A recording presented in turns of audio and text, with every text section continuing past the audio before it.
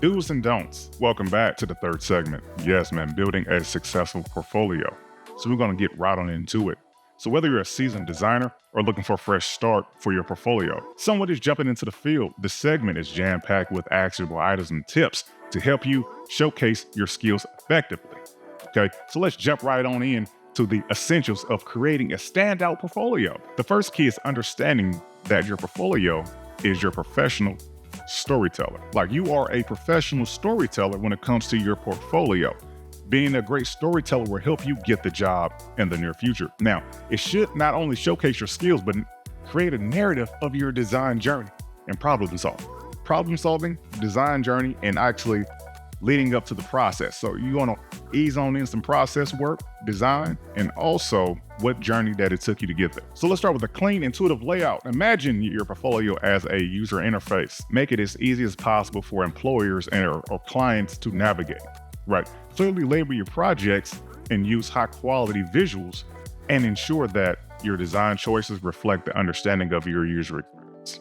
Okay, so keep that in mind for real. You want to curate your portfolio with a mix of projects that highlight your versatility, right? So become that everything designer.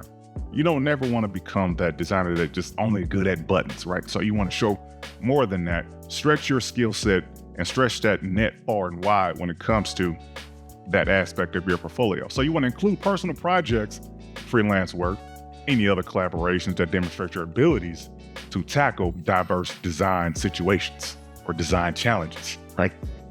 Each project should tell a story showcasing your problem-solving skills, thinking skills, and also the way you impacted the solution.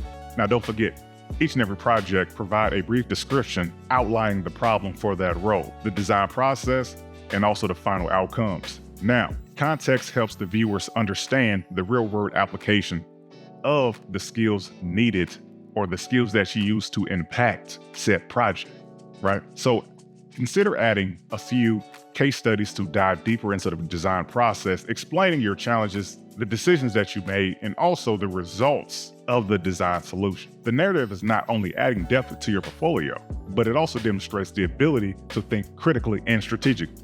Lastly, keep your portfolio updated because as new projects emerge, new skills will also.